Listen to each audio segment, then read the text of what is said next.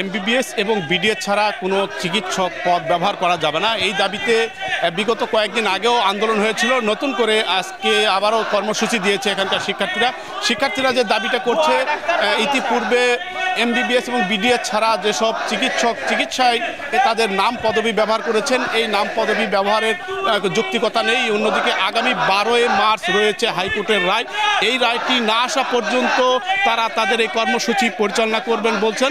এবং MBBS BDS ছাড়া গ্রাম্য যেসব ডাক্তার চিকিৎসক পদ ব্যবহার করছেন এবং এই ব্যবহারটিকে তারা অযৌক্তিক দাবি করছেন, কারণ অপচিকিৎসায় বিভিন্ন সময় যে মৃত্যু হচ্ছে, বিভিন্ন রোগীর এই মৃত্যুর দায়ভার এসে এখানকার এমবিবিএস বিডিএস চিকিৎসকদের সরাসরি তাদের উপরে পড়ছে, এমন দাবি করেই এই আন্দোলন। আমাদের বিএমডিসি তে বলাই আছে যে যারা হচ্ছে আপনার এমবিবিএস এবং হচ্ছে বিডিএস থেকে হচ্ছে গ্র্যাজুয়েশন করবে, একমাত্র তারাই হচ্ছে চিকিৎসা দিতে পারবে এবং হচ্ছে তারা হচ্ছে সকল ধরনের মেডিসিনগুলো প্রেসক্রাইব করতে পারবে।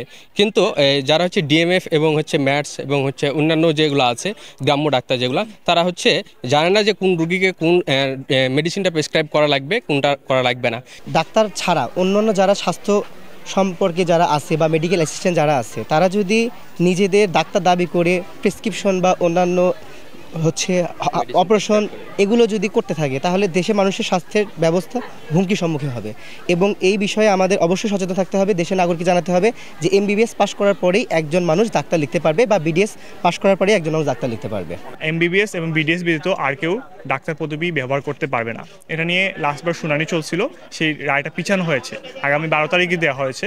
তো আমরা চাচ্ছি এই 12 তারিখের জন্য একটা সুষ্ঠু রেজাল্ট আসে এবং সেটা যেন সুন্দরভাবে এক্সিকিউট হয়। এই মুহূর্তে ইন্টার্নি চিকিৎসকরা নওগাঁ সদর মেডিকেল কলেজে তাদের এই আন্দোলন চালিয়ে যাচ্ছেন। আন্দোলনে এখানকার যারা ইন্টার্নি চিকিৎসক রয়েছেন এবং এখানে মেডিকেল কলেজের শিক্ষক, তারা এই দাবিটি সমর্থন করে ইতিপূর্বে একটা প্রেস কনফারেন্স করেছেন। এই প্রেস কনফারেন্সে তাদের দাবি 12 মার্চের রায় তাদের পক্ষে আসবে এবং এই রায় যদি না আসে তাহলে তাদের কর্মসূচি আগামীতে অব্যাহত রাখবেন, এমন কথাই জানিয়েছে। তো এই ছিল নওগাঁ মেডিকেল কলেজের ইন্টার্নি চিকিৎসকদের কর্মবিরতি বা ইন্টার্নি চিকিৎসকদের যে আন্দোলন, তার খবর আমার কাছে।